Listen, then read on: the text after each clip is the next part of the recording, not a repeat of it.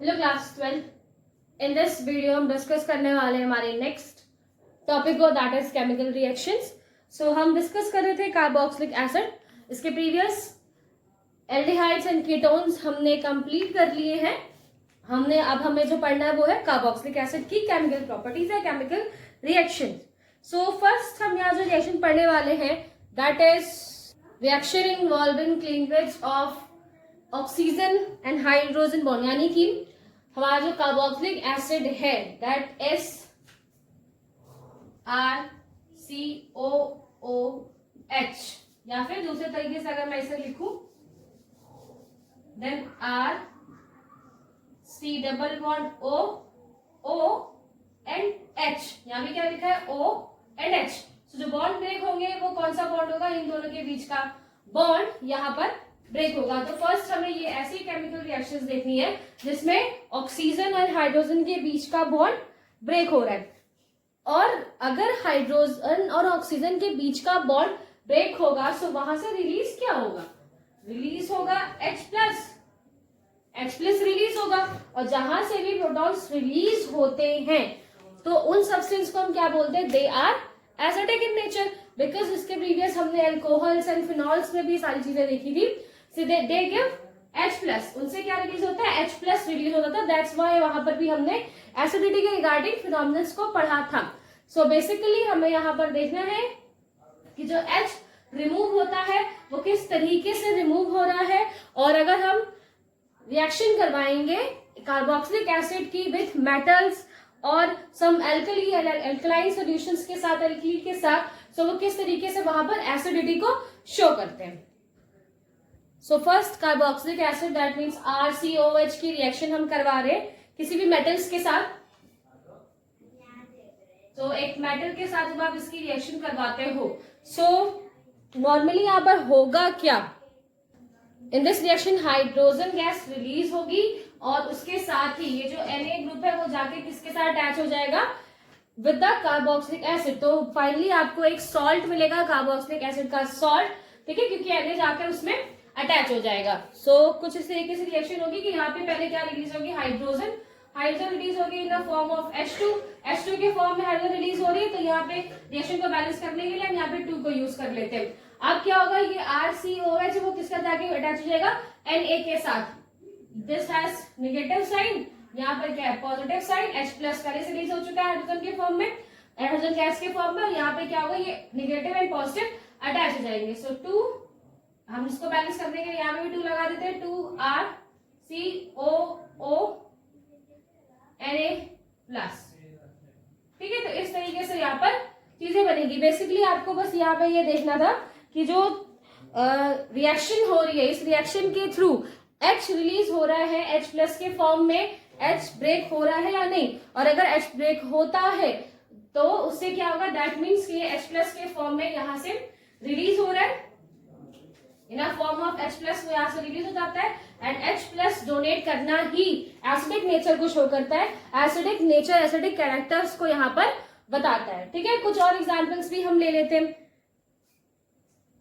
जिसमें हम carboxylic acid को ट्रीट करवाएंगे विद बेस NaOH के साथ। सो RCOOH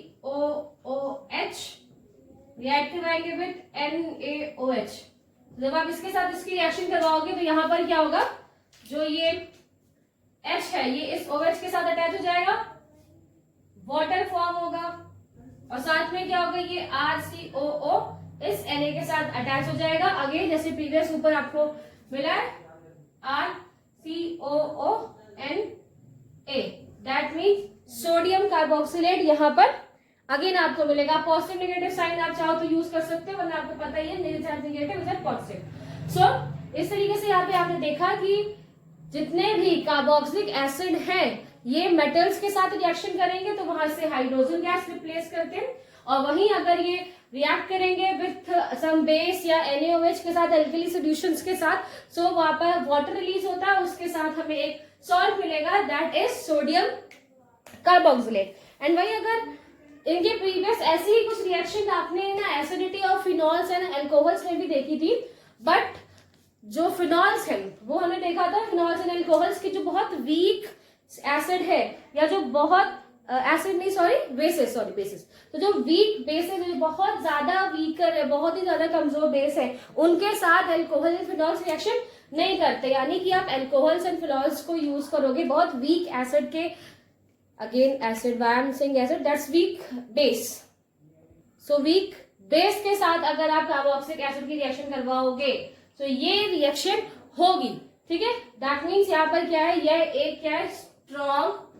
एसिड है, एक स्ट्रॉन्ग एसिड की तरह ये बिहेव करेगा। और ये जो वीकर बेस होते हैं, वीकर बेस के साथ, जिनके साथ प्रीवियस आपने देखा कि अल्कोहल एंड फिनॉल्स रिएक्शन नहीं कर रहे थे, उन वीकर बेसिस के साथ भी कार्बोक्सिलिक एसिड रिएक्शन करता है। आफ्टर द रिएक्शन आपको मिलेगा क्या, so after the reaction we will get H2O, CO2 and also we will get the sodium carboxylate, जो कि यहाँ पे बनेगा इन अ फॉर्म ऑफ सॉल्ट, वो आपको यहाँ पर मिलेगा RCOONA। So in this reaction आपने देखा कि किस तरीके से जो कार्बोक्सिलिक एसिड है वो क्या कर रहा है, H+ को रिमूव करता है, एसिडिक कैरेक्टर्स को यहाँ पर शो करता है। सो ये रिएक्शन तो बहुत इजी थी, आपको बहुत इजी समझ में आ जाएगा कि H+ एंड OH- किस तरह जाकर ये माइनस प्लस आके अटैच हो गया। फाइन, जो चीज हमें यहाँ पर पढ़नी है वो ये है कि जो एसिडिक कैरेक्टर्स हैं किसके, कार्बोक्सिलिक एसिड के,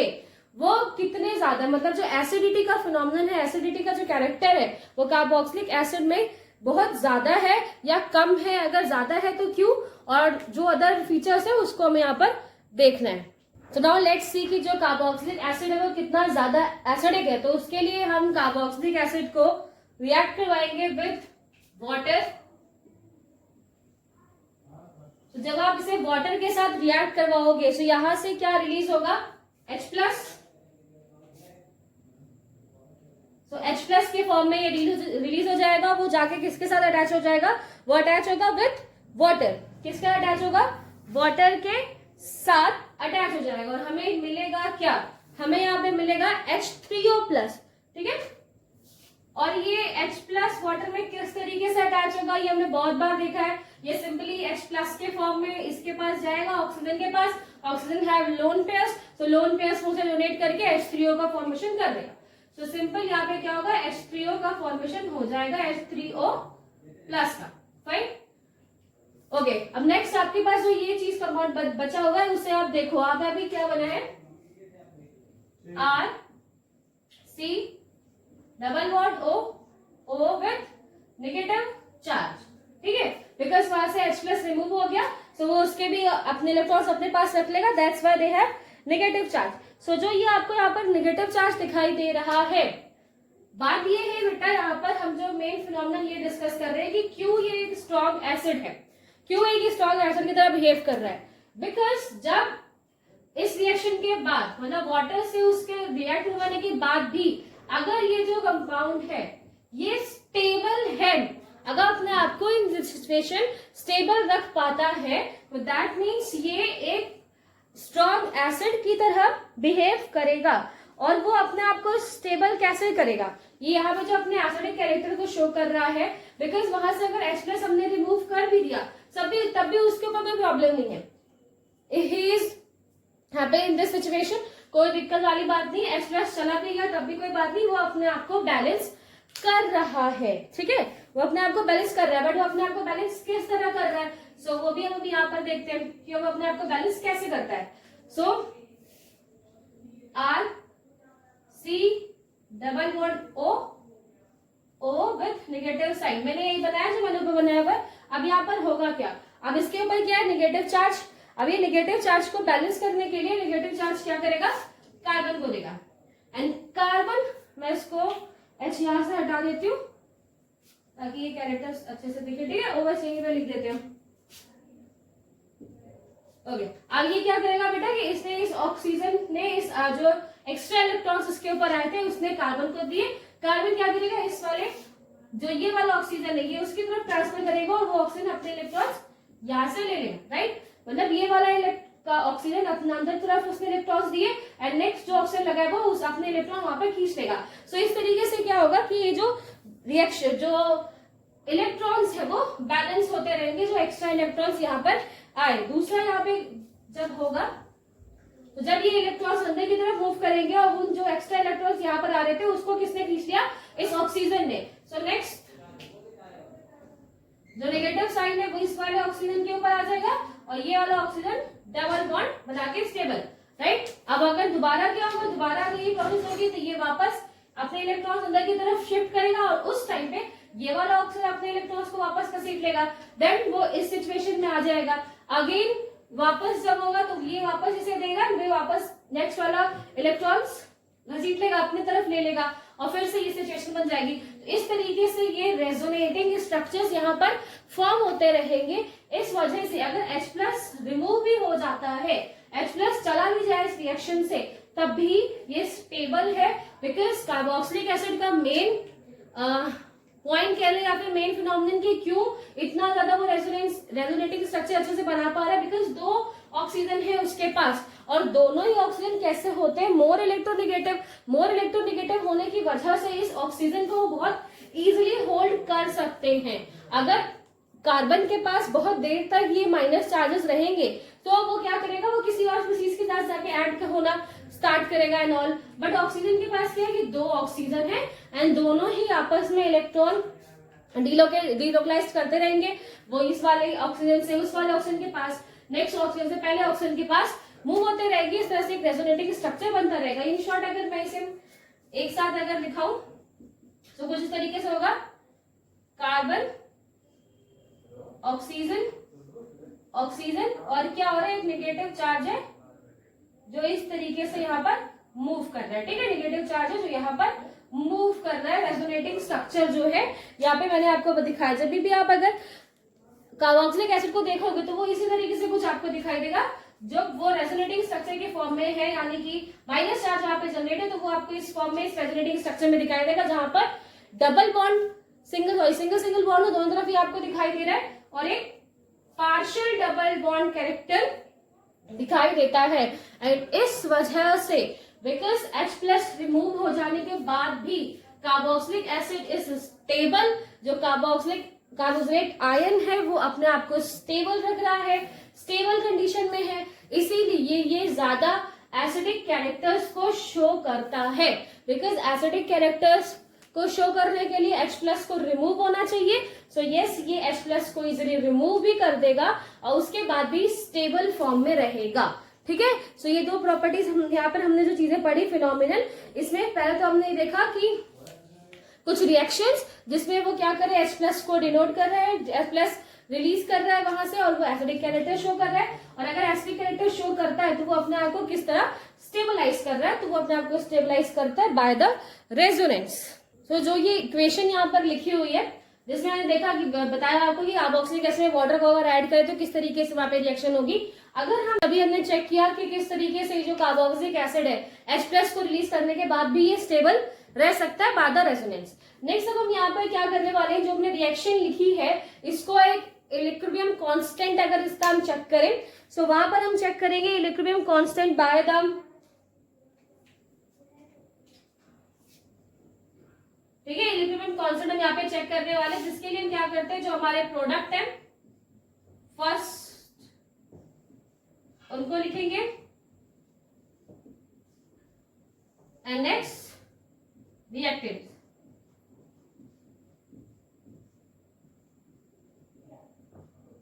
ओके, नेक्स्ट यहाँ पर जो बेटा जो वाटर है, वो वाटर जो है हम यहाँ पर एक्सेस में यूज कर रहे हैं। तो जब भी हम कोई अमाउंट,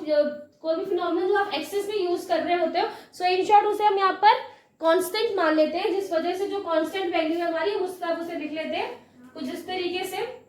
H2O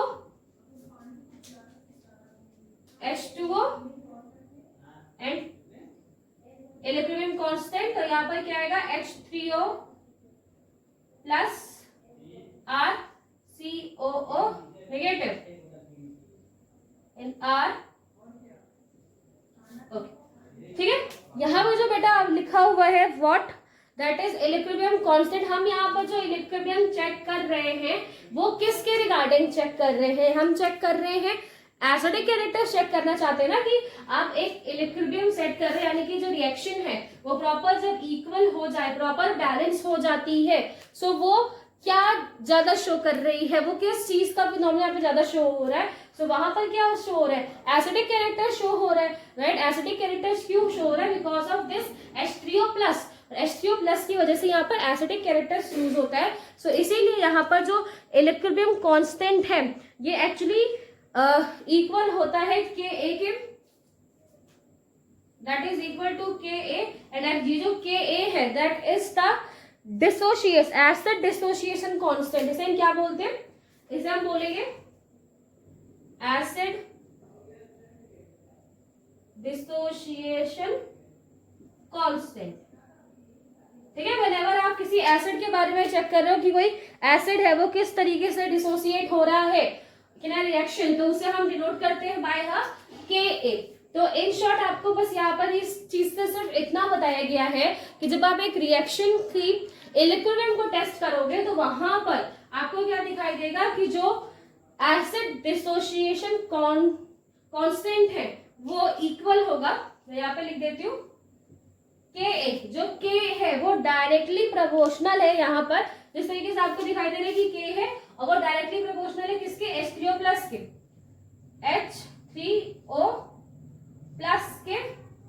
इक्वल है, और वो H3O+ के इक्वल है। दैट मीन्स जो Ka है वो किसके इक्वल है, वो है इक्वल है H+ के इक्वल है। दैट मीन्स अब सुनना,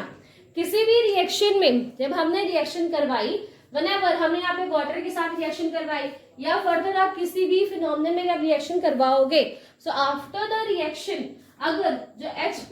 का नंबर इंक्रीज हो रहा है, इस यहाँ पर भी क्या हुआ कि हमने वाटर को रिएक्शन करवाई विद कार्बोक्सिलिक एसिड, और कार्बोक्सिलिक एसिड जब हमने रिएक्शन करवाई तो H+ यहाँ पर एक्स्ट्रा हुआ, इंक्रीज हुआ, H2O में एक H+ ऐड हुआ है, इसी वजह से H3O+ वहां पर बन गया। और ये जो आपको यहाँ पर इक्विलिब्रियम कांस्टेंट करके दिखाया, ये सिर्फ ये दिखाया गया कि जो एसिड डिसोसिएशन कांस्टेंट है वो एक्चुअली इक्वल होता है H+ के, मतलब H+ ज्यादा आफ्टर द रिएक्शन अगर नंबर ऑफ H+ इंक्रीज होता है तो दैट मीन्स उसकी Ka वैल्यू यानी एसिड डिसोसिएशन वैल्यू ज्यादा होगी, ठीक है। और अगर एसिड डिसोसिएशन वैल्यू ज्यादा है तो दैट मीन्स वो एसिडिक कैरेक्टर ज्यादा शो करता है, ठीक है। सो बस इतनी चीजें आपको यहाँ से बतानी थी। नेक्स्ट एक और चीज बताएगी यहाँ पर कि मोस्ट ऑफ द टाइम आपको इस तरह के फिनोमेनन में नहीं लिखा हुआ मिलेगा, अगर एग्जाम में पूछा जाएगा या फिर कभी भी आपसे एसिडिटी पूछी जाएगी कार्बोक्सिलिक एसिड की, तो वो इतनी सारी चीजें नहीं बताएंगे आपको, जस्ट यहाँ पर बता दी गई कि किस तरीके से आप एसिड डिसोसिएशन कॉन्टेक्स्ट को निकालते हैं। वैसे बेसिकली ये किसकी बात करते हैं, ये पीए के वैल्यू को वहां पर देते, क्या देते हैं एग्जाम में यहाँ पे ऑर्गेनिक केमिस्ट्री में क्या होता है, पीए के वैल्यू को ही वहां पर दिखाते हैं, ठीक है, सिर्फ पीए के वैल्यू को दिखाएंगे। और जो रिलेशन क्या है पीए के वैल्यू का, जो अभी के वैल्यू हमने वहां से निकाली, देखो बेटा जो अभी पिछला फिनोमेनन मैंने आपको बताया था वहां से आपको सिर्फ इतनी बात याद रखनी है, H+ इंक्रीज, H+ बढ़ा, तो H+ बढ़ने से क्या बढ़ेगा, H+ अगर इंक्रीज होगा तो उसके साथ साथ K की वैल्यू भी क्या होगी, इंक्रीज होगी साथ में साथ। और अगर H+ की वैल्यू भी इंक्रीज हो रही है, K वैल्यू इंक्रीज हो रही है, यानी कि एसिड डिसोसिएशन कांस्टेंट भी अगर इंक्रीज हो रहा है, तो उसके साथ साथ जो एसिडिक कैरेक्टर है,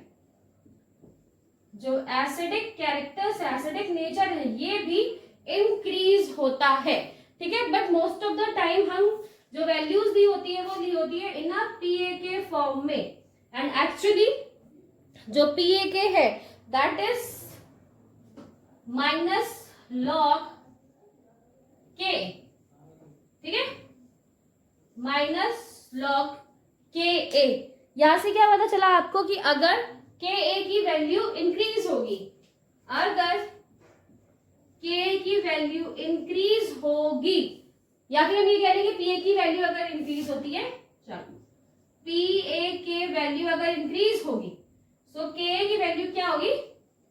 डिक्रीज होगी। क्यों, आपको साफ साफ दिखाई दे रहा है यहाँ पे माइनस साइन लगा हुआ है, अगर वो वैल्यू बढ़ेगी भी, वैसे तो यहाँ पर ये इक्वल प्रोपोर्शन में लगे हुए हैं ना, इक्वल प्रोपोर्शन में लगे हुए हैं, सो अगर इसकी वैल्यू बढ़ी है तो इसकी भी वैल्यू बढ़ेगी, बट वो क्या लगा हुआ है, माइनस लगा हुआ है, सो वो माइनस में हो रही है, माइनस में जाए दैट मीन्स वो क्या हो रही है यहाँ पर, कम हो रही है। लॉगरिथम वगैरह ये आपको पता है, ठीक है। तो यहाँ पर बेसिकली सिर्फ ये बताया गया है कि जिन भी कंपाउंड्स में आपको जिनकी पीए वैल्यू ज्यादा मिलेगी, सो उनकी क्या होगी, के वैल्यू कम होगी, और पीए वैल्यू जितनी ज्यादा होती है एसिडिक कैरेक्टर उतना ही कम होता है। मतलब अगर पीए वैल्यू बहुत ज्यादा हुई तो एसिडिक कैरेक्टर कम, पीए वैल्यू बहुत ज्यादा है सो एसिडिक कैरेक्टर कम हो जाएगा, ठीक है। आप इतनी बात याद रखो कि अगर पीए वैल्यू ज्यादा हो रही है तो एसिडिक कैरेक्टर्स वहां पर कम हो जाएंगे, और और अगर H+ की वैल्यू ज्यादा है तो Ka की वैल्यू भी ज्यादा हो जाएगी और एसिडिक कैरेक्टर भी ग्रो करेगा, और अगर Ka की वैल्यू ज्यादा है तो उस टाइम Pa की वैल्यू क्या होगी, कम। सो Pa की वैल्यू यहाँ पर क्या है, कम होगी, है ना, कम होगी। सो बिकॉज बस आप इस चीजों से याद कर सकते हो कि H+ अगर इंक्रीज हो रहा है तो that means they are acidic in nature, acidic characters वो शो कर रहे हैं, और जो बहुत ज्यादा एसिडिक होते हैं उनकी पीए वैल्यू कम होती है, और अगर पीए वैल्यू बढ़ती जाएगी तो एसिडिक कैरेक्टर्स कम होते जाएंगे, ठीक है। यहाँ पे इन्होंने कुछ एग्जांपल्स भी दिए हैं जो स्ट्रॉन्ग एसिड होते हैं, लाइक HCl हाइड्रोक्लोरिक एसिड, उसकी जो उनकी जो पीए वैल्यू है वो 1 से भी छोटी होती है। कैसी, 1 से भी छोटी होती है, फिर लेस देन 1, दैट मीन्स जो स्ट्रॉन्ग एसिड है उनकी पीए वैल्यू 1 से भी कम होती है। आपके बुक में एग्जांपल्स भी दिया है, जो हाइड्रोक्लोरिक एसिड है उसकी जो पीए वैल्यू है वो -7, वैल्यू क्या है, -7.0, तो ठीक है, ये तो 1 से कम है ना, -7 है। तो जितना भी यहाँ पे मैंने बताया कि जो स्ट्रॉन्ग एसिड है उनकी पीए वैल्यू 1 से भी कम होती है, एंड वही जिनकी पीए वैल्यू 1 to 5 है, 1 to 5, 1 से लेके 5 तक, यानी कि नंबर 1 2 3 4 5 तक जिन भी कंपाउंड्स की पीए वैल्यू होगी दे आर मॉडरेट एसिड, ठीक है। मॉडरेट टाइप ऑफ एसिड होंगे, मॉडरेटली स्ट्रॉन्ग होंगे, बहुत ज्यादा नहीं बट मॉडरेट टाइप, ठीक है। मॉडरेटली स्ट्रॉन्ग है वो, यहाँ पर बहुत ज्यादा स्ट्रॉन्ग नहीं होंगे। वहीं अगर हम इस किसकी बात करें, अगर 5 से भी ज्यादा है, ठीक है, 5 से भी ज्यादा हो गया, 5 से कहां तक, 5 से 15 तक, ये क्या हो रही है, पीए की वैल्यू बढ़ रही है, तो पीए की वैल्यू बढ़ रही है तो एसिडिक कैरेक्टर कम हो रहा होगा। सो अगर पीए की वैल्यू 1 से कम है तब तो वो स्ट्रॉन्ग एसिड था, अगर 1 से 5 के बीच में है तो मॉडरेट स्ट्रॉन्ग एसिड, 5 to 15 के बीच में तो that means they are weak, बहुत ज्यादा अच्छे नहीं है, दे आर वीक एसिड, बहुत वीक एसिड है यहाँ पर। एंड अगर उनकी पीए की वैल्यू क्या होगी, 15 से भी ज्यादा है, 15 से भी ज्यादा, मतलब 15 से भी ज्यादा होगी पीए की वैल्यू, 15 से भी ज्यादा, तो वो कैसे, एक्सट्रीमली वीक है, वो कैसे है, एक्सट्रीमली वीक एसिड्स है यहाँ पर, अगर उनकी value extremely weak acid, okay. So यहाँ पे बताया गया कि पीए के वैल्यू का एसिडिटी से क्या कनेक्शन है, जितने भी स्ट्रॉन्ग एसिड होते हैं उनकी पीए के वैल्यू 1 से भी कम होती है, वहीं जो 1 to 5 के बीच में होंगे they have moderate type of acidic characters, 5 to 15 weak acid, and more than 15 जिनकी पीए की वैल्यू 5 से भी आपको 15 से भी आपको ज्यादा मिलेगी वो एक्सट्रीमली वीक होते हैं। सो ये रिलेशन है कि जहां पर भी आपको अगर पीए की वैल्यू गिवन हो सो वो आप बता सकते हो कि वो मॉडरेट टाइप ऑफ एसिड है, वीक है या स्ट्रॉन्ग है, ठीक है। सो और ऑल्सो कुछ एग्जांपल्स दिए, जैसे हाइड्रोक्लोरिक एसिड का एग्जांपल दिया दैट इज -7, एंड ऑल्सो कुछ अदर एग्जांपल्स हैं, जैसे एथेनॉल का एग्जांपल है जिसकी पीए की वैल्यू 16 है, सो वो तो बहुत ज्यादा एक्सट्रीमली वीक हो गया वो, है ना। तो इस तरीके से आपके यहाँ पर पीए की वैल्यू गिवन होगी और उसके साथ आपको एसिडिक कैरेक्टर्स बताने हैं। सो अभी तक हमने देखा कि किस तरह carboxylic acid metals and alkyl solution या एल्किल्स के साथ रिएक्शन कर सकता है, हाइड्रोजन रिलीज हो रही है, आफ्टर दैट वाटर से रिएक्शन करवाई, सो वहां पे H+ बढ़ रहा था। ऑल्सो इक्विलिब्रियम कांस्टेंट के थ्रू हमने बस ये बताया कि जो H प्लस इंक्रीज होता है सो उससे एसिडिक कैरेक्टर ज्यादा होता है उनमें, और जैसे जैसे पीएके की वैल्यू कम होती जाएगी तो वो उतने ज्यादा एसिडिक होते जाएंगे। नेक्स्ट वही चीजें हम बता रहे हैं कि हम कंपेयर किससे कर रहे हैं, क्योंकि कार्बोक्सिलिक एसिड को हम एसिडिक तो बता रहे हैं, वो किससे ज्यादा एसिडिक है, कोई कंपैरिजन वैल्यू है तभी तो हम आपको बताएंगे कि ये इससे ज्यादा एसिडिक है, इससे कम एसिडिक है। तो बेसिकली अगर हम एल्कोहल्स एंड फिनॉल्स के टर्म में हमने एसिडिटी वाला फिनोमिनन पढ़ा था, सो हम एल्कोहल और फिनॉल से अगर इसके एसिडिक कैरेक्टर्स को मैच करने की कोशिश करें कि कौन ज्यादा एसिडिक है। सो फर्स्ट हम यहाँ पे क्या करते हैं, एल्कोहल्स ROH, इसको रिएक्ट करवाएंगे विथ वाटर। सो ROH को अगर आप वाटर के साथ रिएक्शन करवाओगे, किसका एल्कोहल की रिएक्शन करवाने विथ वाटर, सो यहाँ पे क्या होगा, यहाँ पे ये जो बॉन्ड है O और H के बीच का बॉन्ड यहाँ से ब्रेक होगा और H प्लस यहाँ से रिमूव होगा। ठीक है, तो ये जो चीज हमें पता है कि H प्लस यहाँ से रिलीज हो जाएगा और यहाँ पे बनेगा क्या, H3O प्लस, और ये जो ऑक्सीजन है इस ऑक्सीजन के ऊपर क्या आ जाएगा, माइनस चार्ज एंड कार्बन के ऊपर यहाँ पे क्या आएगा, plus charge. So in this situation जो ऑक्सीजन है हमारे पास वो स्टेबल नहीं है। क्यों स्टेबल नहीं है, बिकॉज इसका ऑक्सीजन के ऊपर जो ये माइनस चार्ज है इसको स्टेबल करने के लिए इसके पास कोई रेजोनेटिंग ऑर्गन भी नहीं लगा हुआ है कि कोई रेजोनेटिंग स्ट्रक्चर हो तो उसके साथ वो रेजोनेंस कर ले, राइट। एंड ऑल्सो जो एल्काइल ग्रुप यहाँ पर लगा है वो भी जस्ट बहुत छोटा सा एल्काइल ग्रुप अगर हम लगा दें तो बहुत स्मॉल एल्काइल ग्रुप है, वो भी इस माइनस चार्ज को होल्ड नहीं कर सकता। तो इस सिचुएशन में क्या होंगे, बहुत अनस्टेबल होंगे और जिसकी वजह से ये क्या करेंगे, ये इस H प्लस को जो कि उन्होंने अभी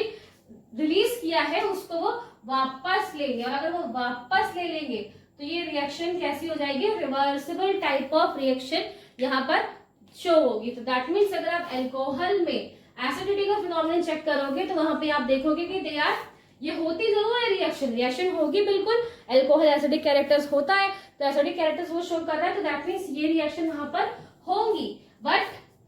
जो माइनस चार्जेस है उसे होल्ड करने के लिए they have no any structure, कोई वहां पर रेजोनेटिंग स्ट्रक्चर, कोई अदर स्ट्रक्चर नहीं है, जिस वजह से ये रिवर्सिबल टाइप ऑफ रिएक्शन होती है कि एक बार रिएक्शन हो गई और जैसे आप उसे वाटर मॉलिक्यूल वापस दोगे, H प्लस वापस दोगे, वापस रिवर्स रिएक्शन हो जाएगी। वही अगर हमने फिनॉल्स के टर्म में भी इसे चेक किया एक बार कि अगर आप फिनॉल्स को रिएक्शन करवाओ, यानी कि हम फिनॉल्स की रिएक्शन करवाएंगे विथ H2O, सो वहां पर क्या होगा, जब आप फिनॉल्स को रिएक्शन करवाते हो सो वहां पर फिनॉक्साइड्स बनेंगे, यहाँ पे क्या बनेगा, phenoxide with minus charge and H3O plus. Phenoxide stable है इन कंपैरिजन ऑफ एल्कोक्साइड, ये पहले भी मैं बता चुकी हूँ, ये कहाँ पे किस तरीके से स्टेबल है, ये कैसे अपने आप को स्टेबलाइज करेगा, ये सब हम डिस्कस कर चुके हैं प्रीवियस एल्कोहल एंड फिनॉल्स का जो एसिडिटी वाला वीडियो है उसमें हम प्रॉपर डिस्कस कर चुके हैं कि क्यों फिनॉक्साइड ज्यादा स्टेबल होता है एल्कोक्साइड से, ये हम डिस्कस कर चुके हैं। ठीक है बेटा, सो अभी जो हमें यहाँ पर देखना है फिलहाल ये होता क्यों है, जो फिनॉक्साइड यहाँ पे बना हुआ ये ज्यादा स्टेबल क्यों है, बिकॉज ये जो ऑक्सीजन के ऊपर नेगेटिव चार्ज है वो कहाँ भेजेगा, इस रिंग के अंदर भेज देगा, तो ये इस रिंग के अंदर भेज देगा, ये बॉन्ड यहाँ पर ब्रेक होगा, यहाँ पर आएगा माइनस चार्ज। आफ्टर दैट ये वापस से आगे की तरफ प्रोसीड करेगा, ये बॉन्ड ब्रेक करेगा, यहाँ पर आएगा on the parallel position minus charge, then ये आगे प्रोसीड होता है, ये बॉन्ड ब्रेक होगा, देन यहाँ पे आएगा माइनस चार्ज एंड वापस से ये यहाँ पर पहुंच जाएगा। तो इस तरीके से क्या होगा कि एक रेजोनेंस स्टार्ट हो जाता है और रेजोनेंस स्टार्ट होने की वजह से जो ये माइनस चार्ज है ऑन ऑक्सीजन ये बैलेंस हो जाता है। रेजोनेंस मैं वापस से कर नहीं रही हूँ बिकॉज बहुत बार हम रेजोनेंस कर चुके हैं, फिनॉक्साइड्स वाले में मैंने आपको प्रॉपर रेजोनेंस करके दिखाया है, तो आप वहां पर देख सकते हो। ठीक है, सो फिलहाल बेसिक मैं बस यही बता रही थी आपको कि जो फिनॉक्साइड्स हैं दे आर ओके, जो फिनॉक्साइड्स हैं वो एल्कोक्साइड के कंपैरिजन में स्टेबल होते हैं because they have a benzene ring उनके पास एक बेंजीन की रिंग है जिसमें वो इस एक्सेस इलेक्ट्रॉन को, एक्स्ट्रा इलेक्ट्रॉन को स्टेबल कर पाते हैं। एक्स्ट्रा इलेक्ट्रॉन में रेजोनेंस के थ्रू स्टेबल कैरेक्टर्स यहाँ पे दिखता है। लेकिन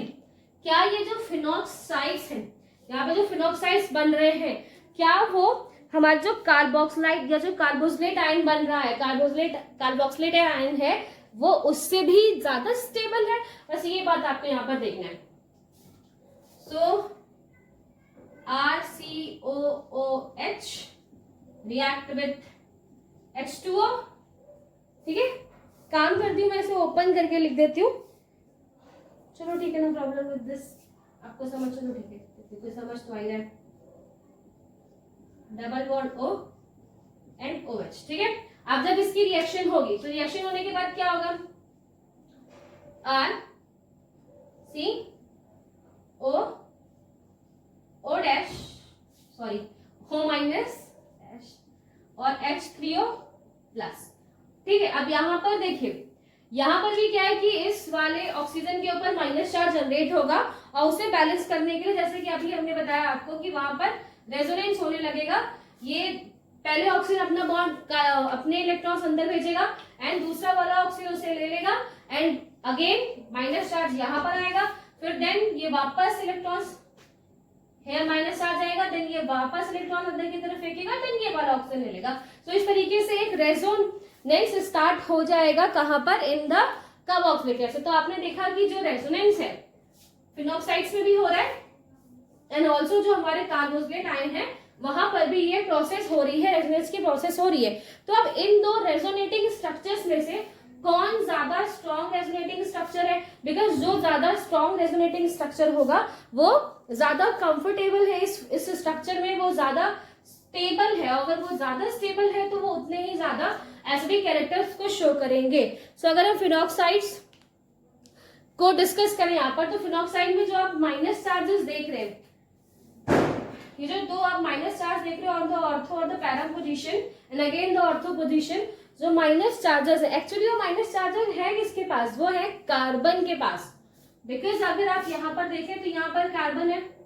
यहाँ पर भी कार्बन है और यहाँ पर भी कार्बन है। सो इन फिनॉक्साइड्स जो माइनस चार्ज है, वो माइनस चार्ज ऑक्यूपाई हो रहा है कार्बन के ऊपर, ठीक है। और इस वजह से क्या होता है, ज्यादा स्टेबिलिटी यहाँ पर मेंटेन नहीं हो पाती। अगर हम उसको कंपेयर कर रहे हैं विद कार्बोक्सिलिक एसिड के आयन के साथ या कार्बोक्सिलेट आयन के साथ, अगर आप उसे कंपेयर करो, और यहाँ पर इन जो कार्बोक्सिलेट आयन जैसे आप देख रहे हो कि जो स्टेबिलिटी है वो कौन मेंटेन कर रहा है? वो ये दो ऑक्सीजन मेंटेन कर रहे हैं। ऑक्सीजन कैसा है? More electronegative. We know that कि जो यहाँ पर ऑक्सीजन है वो कैसे होते हैं? ज्यादा इलेक्ट्रोनेगेटिव है। एंड यहाँ पर जो माइनस चार्जेस है, यहाँ पर जो इलेक्ट्रॉन्स हैं, उनको दो बहुत ज्यादा इलेक्ट्रोनेगेटिव एलिमेंट्स ने उन्हें होल्ड करके रखा हुआ है और वो बहुत इजीली इसको होल्ड कर सकते हैं। बट अगर वही आप फिनॉक्साइड्स के बारे में देखो तो फिनॉक्साइड्स में कार्बन है, जो टू कॉरेस्पॉन्डिंग कार्बन यहाँ पर है, या फिर जो दो कार्बन है जिनके ऊपर माइनस चार्जेस आए हैं, वो उतना ज्यादा इलेक्ट्रोनेगेटिव नहीं है, लेस इलेक्ट्रोनेगेटिव। अगर आप इसे टर्म दे दो कि क्या ये लेस इलेक्ट्रोनेगेटिव होने की वजह से, अगर आप उसे एल्कोक्साइड से चेक कर रहे हो तो यस, एल्कोक्साइड की कंपैरिजन में फिनॉक्साइड स्टेबल है, बट फिनॉक्साइड कार्बोक्सिलेट आयन के कंपैरिजन में ज्यादा स्टेबल नहीं है, बिकॉज वहां पर जो नेगेटिव चार्जेस हैं वो कार्बन के ऊपर ऑक्यूपाई है एंड कार्बन इस सिचुएशन में बिल्कुल भी स्टेबल नहीं है और ऑल्सो वो बहुत लेस इलेक्ट्रोनेगेटिव है। और लेस इलेक्ट्रोनेगेटिव होने की वजह से जो यहाँ पर वो एक्स्ट्रा इलेक्ट्रॉन्स आएंगे उनको प्रॉपर होल्ड नहीं कर पाता। एंड वहीं अगर आप कार्बोक्सिलेट आयन देखें तो वहां पर जो माइनस चार्जेस है वो दो मोर इलेक्ट्रोनेगेटिव एलिमेंट्स के पास है, जिस वजह से वो इजिली उसको स्टेबल करके रखते हैं, इजिली वो प्रॉपर होल्ड करके रख सकते हैं। So in the case of carboxylic acid या कार्बोक्सिलेट आयन में जो चार्जेस हैं प्लस माइनस जो चार्जेस यहाँ पर हैं वो डिलोकलाइज्ड हो रहे हैं between two strong electronegative elements के बीच में। एंड वहीं इन फिनॉक्साइड जो नेगेटिव चार्जेस है, यहाँ पर चार्जेस लगे हुए हैं वो लेस इलेक्ट्रोनेगेटिव एलिमेंट के बीच में डिलोकलाइज्ड है। यही भी एक रीजन है जिसकी वजह से जो कार्बोक्सिलिक एसिड है या फिर कार्बोक्सिलेट आयन है वो ज्यादा एसिडिक कैरेक्टर शो करता है, ज्यादा स्टेबल है, ज्यादा एसिडिक है इन कंपैरिजन ऑफ फिनॉल्स या फिनॉक्साइड एंड ऑल्सो एल्कोहल्स। मतलब अगर आप रिएक्टिविटी को चेक कर रहे हो कि हु इज मोर एसिडिक, तो आपका जो कार्बोक्सिलिक एसिड है वो ज्यादा एसिडिक है, उससे कम फिनॉल और उससे भी कम एल्कोहल्स। ठीक है, so the order of reactivity in carboxylic acid, phenol and alcohol. So carboxylic acid are more acidic than phenols and alcohols, and phenols are more acidic than alcohols, and alcohol is least active, least acidic with carboxylic acid and phenols. ठीक है, so अब वो क्यों है, because यहाँ पर जो minus charges है उसको होल्ड किसने किया हुआ था, दो करस्पॉन्डिंग ऑक्सीजन ने, वो भी स्ट्रॉन्ग इलेक्ट्रोनेगेटिव ऑक्सीजन ने, एंड वही फिनॉल्स में वहां पर भी जो नेगेटिव चार्जेस थे उनको होल्ड किया हुआ था दो कार्बन्स ने, जो कि लेस इलेक्ट्रोनेगेटिव है खुद में, तो दैट्स व्हाई वो ज्यादा स्टेबल नहीं है इन कंपैरिजन ऑफ दिस। और अल्कोहल्स के पास ऐसी भी कोई चीज भी नहीं है जिसमें अपने आप को स्टेबल कर सके, so that's why carboxylic acid more stable in comparison of phenols and alcohols. Also अगर यहाँ पर एक और लास्ट इफेक्ट हम यहाँ पर देख लेते हैं कि अगर हम यहाँ पे सब्स्टिट्यूट यानी कि कोई सब्स्टिट्यूट ऐड कर देते हैं तो उसके एडिशन से क्या, सो एज अ सब्स्टिट्यूट अगर कोई इलेक्ट्रॉन विड्रॉइंग ग्रुप लगा है, इलेक्ट्रॉन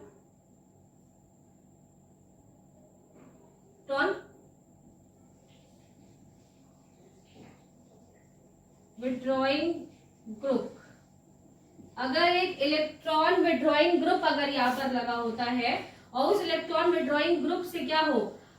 बिकॉज अगर इलेक्ट्रॉन विड्रॉइंग ग्रुप होगा तो वो क्या करेगा बेटा, वो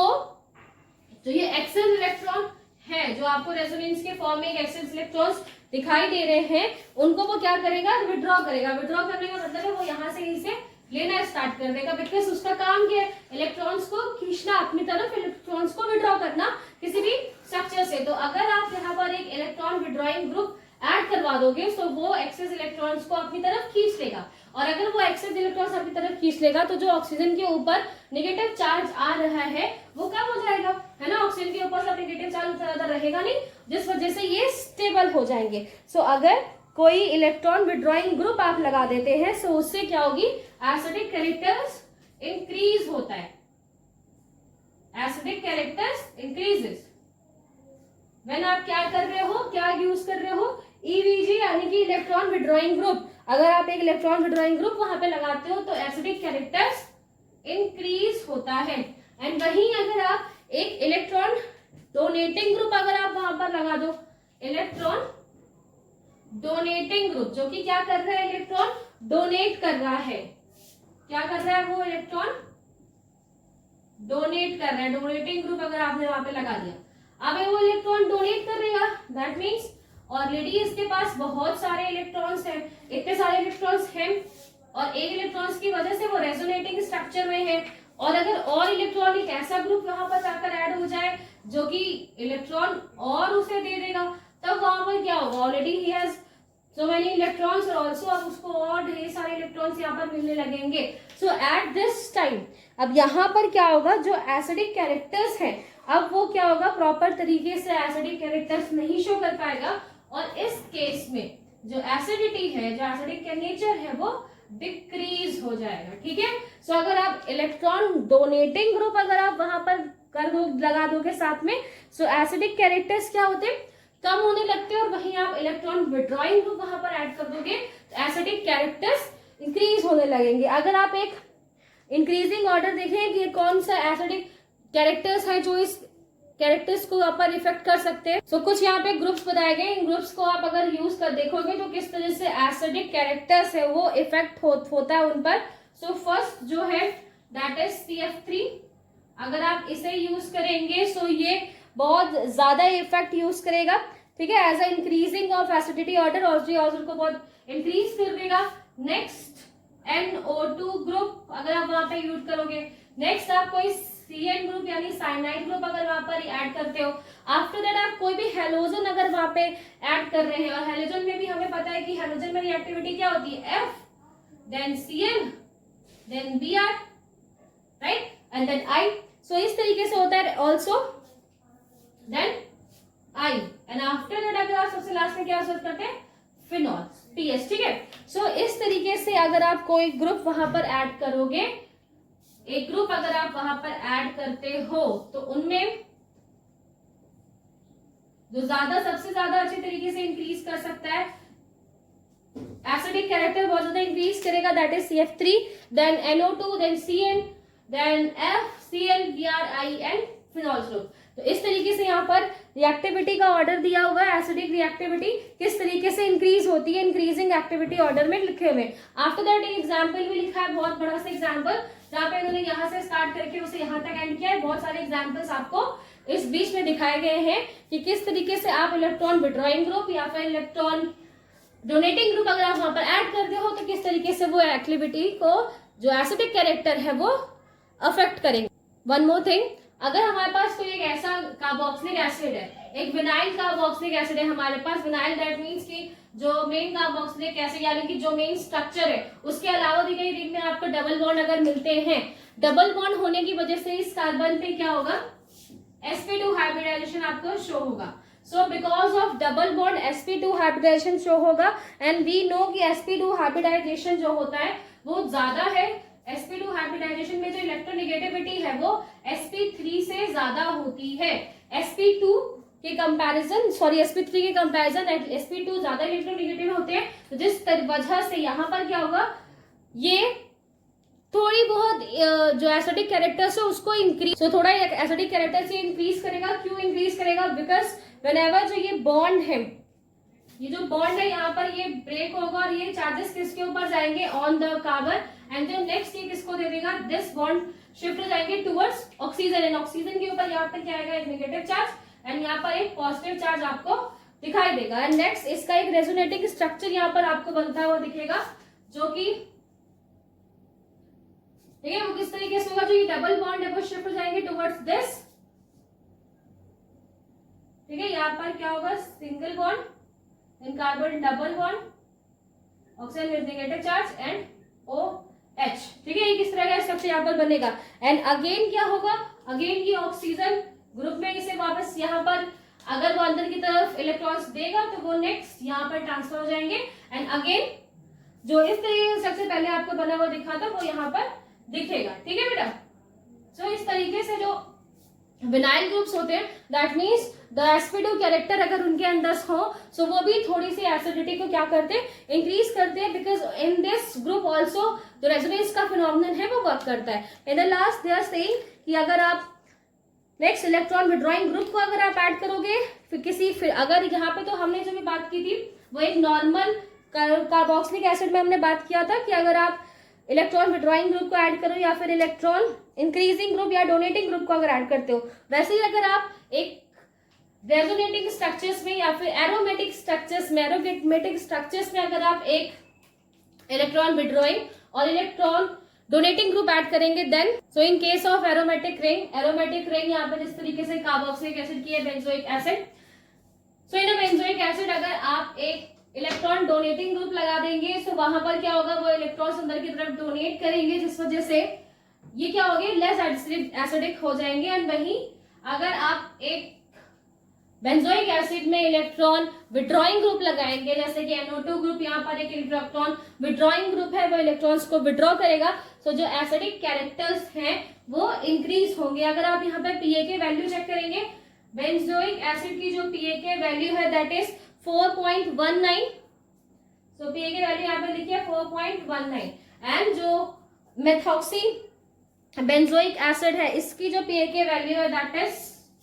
4.49, तो यहाँ पर क्या हो गया, PA की वैल्यू इंक्रीज हो गई है, और अगर PA की value increase that means acidic character कम होते हैं। वहीं नाइट्रो ग्रुप अगर आप वहां पर ऐड करोगे तो उसकी PA की वैल्यू 3.41,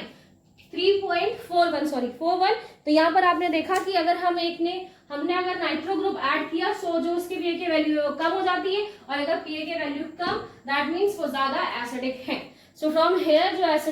एसिडिटी का जो इतना भी फिनोमिनन है हमने उसे यहाँ पर कंप्लीट कर लिया।